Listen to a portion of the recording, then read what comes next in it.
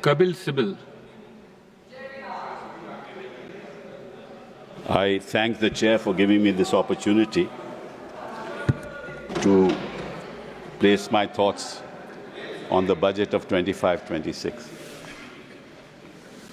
Sir, when a new government comes to power, naturally the people of India expect that government to give us a vision of what it intends to do in the next 5 years. This government has already had 10 years, and the delivery mechanism has been both slow and inconsistent. But we were hoping that after the 8th budget of the finance minister, we'll get some vision as to what the government intends to do. First of all, before you do that, you have to identify कि हमारे सामने चुनौतियां हैं क्या, तभी हम तय कर पाएंगे कि आगे हमें करना क्या है। अब इस देश में सबसे बड़ी चुनौती, जो मेरे हिसाब से, मैं गलत भी हो सकता हूं, इस देश से सबसे बड़ी चुनौती वो है कि हमें अपने बच्चों को शिक्षित करना है। जब तक शिक्षित बच्चे मेन स्ट्रीम में नहीं आएंगे और उनको क्वालिटी एजुकेशन नहीं मिलेगी, तब तक भारत कभी विकसित हो ही नहीं सकता। विकसित भारत का मतलब शिक्षित भारत। अब मैं आंकड़ों में नहीं जाऊंगा, लेकिन इतना जरूर कहूंगा कि इस बजट में उन्होंने 7% बढ़ोतरी की है एजुकेशन सेक्टर में। अब हिंदुस्तान की व्यवस्था आप देखो कि लगभग बच्चे, युवा सब देहात में रहते हैं, और जो भी एजुकेशन की समस्या है, कुछ अर्बन सेंटर्स में तो अच्छी समस्या है, बट आम जनता को एजुकेशन क्वालिटी मिलती ही नहीं। आपको मालूम है कि असर रिपोर्ट का ये रहा, उन्होंने कहा कि भाई जो 5वीं के बच्चे हैं वो दूसरी क्लास के सबक नहीं पढ़ सकते, मैथ्स नहीं कर सकते। चलिए उस बात को छोड़िए, इस बात को आप छोड़िए, इस बात को आप छोड़िए। So the fact of the matter is that we need to have a plan as to how to make our children educated. If you really look back at the history of the world, and especially the European powers, when the Industrial Revolution happened in 1750, two things happened. One was universal education. The second was technology. That's how the empires ruled upon us. When China became the power that it is, the first thing that China did was universal education. Today, we have not even attained the goal of universal education. Forget about quality education. So if you don't have universal education, if you don't have quality education, तो आप बच्चों की skills कहां से develop करोगे? पहली बात तो ये। दूसरी बात कि 21वीं सदी में जो स्किल्स हमें चाहिए वो 20वीं सदी में नहीं थी। आज के दिन चैट जीपीटी, आज के दिन deep seek is a new technological revolution that is taking place in the world. उसमें हम कहां हैं? What plans do we have for the future? We expected the finance minister to tell us. What do we intend to do to deal with these challenges?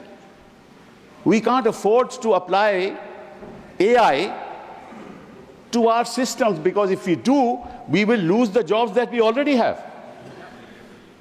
अब chartered accountant बैठ के अपनी देखता था कि अकाउंट बुक में क्या है, वो तो एआई से हो जाएगा। हमारे लॉ क्लर्क्स रिसर्च करते थे कि ये जजमेंट्स क्या हैं, वो सब एआई से हो जाएंगे। और जो सॉफ्टवेयर टेक्नोलॉजिस्ट से, उनके कई सॉल्यूशंस एआई से निकल आएंगे। And the result will be that where we have jobs, we will lose jobs. But at the same time, we need AI because we can't be competitive in the world. So what's the vision of this government qua AI? All that the finance minister said was that we are going to set up 100 centers of artificial intelligence. Well, first understand what artificial intelligence is and what it can do. And in the economic survey, the economic advisor has said that as far as artificial intelligence is concerned, it can only work in certain sectors of the economy. It won't work in rural India. That's his suggestion. Nothing about it. That's one aspect that I wanted to mention to you. The second is health, because the best investment that can produce the maximum results is investment in human capital. I talked about education. Now I want to talk about health. आपको health sector में आपको investment ज़्यादा करनी चाहिए. क्यों? क्योंकि जब तक बच्चा जो है शिक्षित नहीं होगा, उसका स्वास्थ्य ठीक नहीं होगा, वो कभी अपने आप को एम्पावर कर ही नहीं सकता. अब इसमें मैं आपको थोड़े से आंकड़े बताना चाहता हूं. The fact of the matter is that 38% of children in this country that are born are stunted. 21% of the children born in this country are wasted. And 53% of the women in this country are anemic. How will you get children who you will empower if the health sector is not if you do not invest in the health sector? And there's a 9% increase in the budget in the health sector. And that also because they want to create 10,000 new medical seats. That's not the solution to India's problem. The two biggest challenges facing this country are education and health. This is just one aspect I want to talk about. The second, and हम रोज बात करते हैं कि हमारी $5 trillion economy हो जाएगी, जल्द हो जाएगी, अब 2024 में हो जाएगी. अब तो उन्होंने कहा कि 2027 तक नहीं होगी. बट 5 ट्रिलियन इकोनॉमी का मतलब क्या है? ये एक गुमराह किया जा रहा है. Sir, a $5 trillion economy is going to happen in this country in any case. And I will show the finance minister that even if she does nothing, this country will grow at 6%. It will grow at 6%, even if she does nothing. Don't laugh. It's a serious issue. I don't laugh at it. It's a serious issue. This country has been growing at 6.3%, 6.7%, and it will continue to grow. But what we need is a growth rate of 8%. What we need is double-digit growth. What is the vision of this government to attain double-digit growth and attain 8% growth? And I'll tell you why I'm saying this. I may be wrong. I'm only here to have a discussion. I may be wrong, sir, but the fact of the matter is, if you look at the economies, look at the BRICS economies, our per capita income is $2,540 is our per capita income. If we compare it to the BRICS economies, Russia's per capita income is $14,000. China's per capita income is $13,000. Brazil's per capita income is $11,000. South Africa's per capita income is $5,970. And we are $2,940. And we will be a $5 trillion economy. What's the point of these numbers? That's why I was saying that with the growth of 6%, you will reach there, and you will reach there in 2027. I'll congratulate the finance minister. But how do you empower the young? How do you make per capita income in this country $14,000, $13,000, $10,000? You have no vision for it. That's really the point that needs to be looked at and discussed on the floor of this House. Let me, sir, tell you another thing, which is even more important. And that is, sir, that we have certain external challenges that we'll have to face.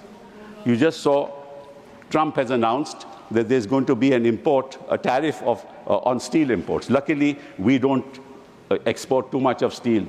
But the fact of the matter is that while the Prime Minister is going to America and will certainly have a dialogue with Trump, there are some imponderables that may happen in the course of time, and as a country we have to be prepared for it. Assuming that you impose a 5 or 10% tariff on software exports.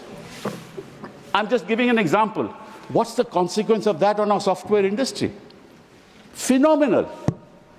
We'll be non-competitive. How do we deal with that problem? Now, these are the issues that I expected the finance minister to deal with in the course of our budget presentation. But we're talking about allocations today. What did the economic advisor in the survey say, sir? I'll just point that out. He said, roll back regulations. Do you see a bit of that in this budget? No rollback of regulation. He said, get out of the way. But you're coming in the way. You're always in the way. Then he said, change your operating procedures. What are these operating procedures? In India, the operating procedures, I'm not saying this. It's in the economic survey that a person is proved guilty, is guilty till he is proved innocent. That's what the economic survey says. I don't say it. He said, change that. Change that to what? That a person is innocent till he is proved guilty. Why has the economic advisor said this to you? Because he knows that the kind of principles that you are following, our big industry is running away. Our high net worth individuals are leaving this country because when you proceed against them, you proceed on the basis that you are guilty till you are proved innocent. Yes.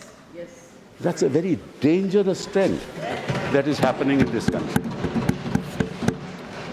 Then, sir, he also said, make our economy competitive and innovative.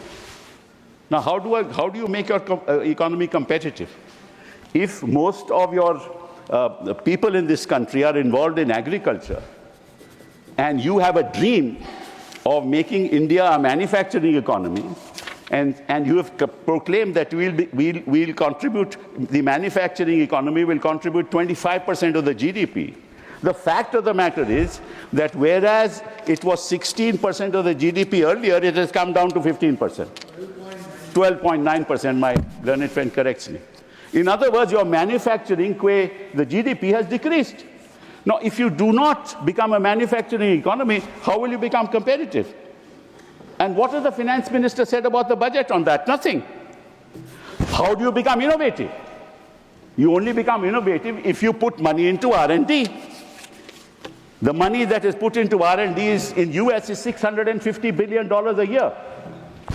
In China, it's $500 billion a year.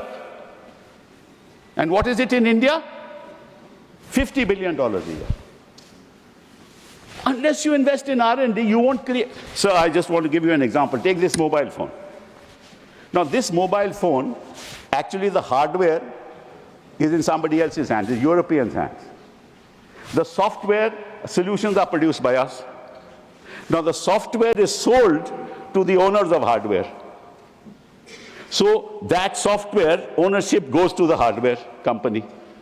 And then that company allows you to use the phone and charges you for the software. That's what it is. They give you a license fee. All right, you're using my phone, you pay this much. This is what is happening. Sir, I was Minister for Telecom. I asked my the telecom industry, what is it in the telecom sector that you manufacture? Nothing. They're service provider. They don't manufacture anything. Your routers, everything is manufactured from abroad. How are you going to become competitive? What's the vision of this government?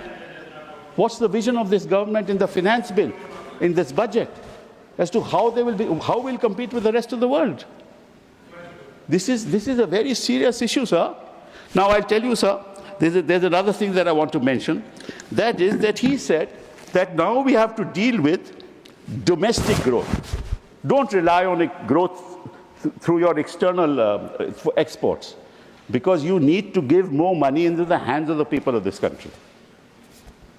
And on that, sir, I just want to point out very, very interesting data that, in fact, sir, there are about 8.09 crores in this country people who pay income tax. Of those 8.9 crore people,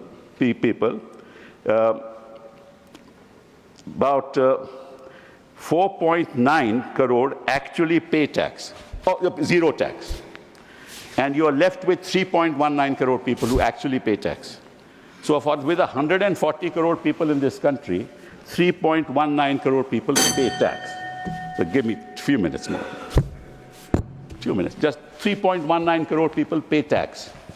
Now, of the 3.19 crore, that is 2.2% population of this country. So you can have two inferences on that. एक तो कि कई लोग tax ही नहीं देते, तो पकड़िए फिर उनको, और उनके पास इतना पैसा है ही नहीं कि वो टैक्स दें, तो उनके हाथों में पैसा दीजिए। आपने दोनों चीजें नहीं की। और रियलिटी है sir that 50% of income group spend of income. Thank you, sir. But 2 minutes, just 2 minutes, sir. 1 minute. 1 minute. Okay, fine. There's a report of 2023 Oxfam report which says survival of the richest, the India story. What does it say? The bottom 50% of income group spends a higher percentage of their income on indirect taxes than the 40% and the top 10% combined. The bottom 50% of the population at an all-India level pays 6 times more indirect taxation as a percentage of income compared to the top 10%. And what do you do? What have you done? You have not given any money to the bottom 50% of the people. So, sir, I'll just conclude now by saying only one thing. Don't sell dreams. Give us a dream. Mr. Chidambaram gave it. Give it to us. Thank you. We want a dream budget. Thank you. We want India to move forward. We will all support you if you have a vision as to when India and how India will move forward. Thank you. And we all hope that that dream budget will come. Thank you.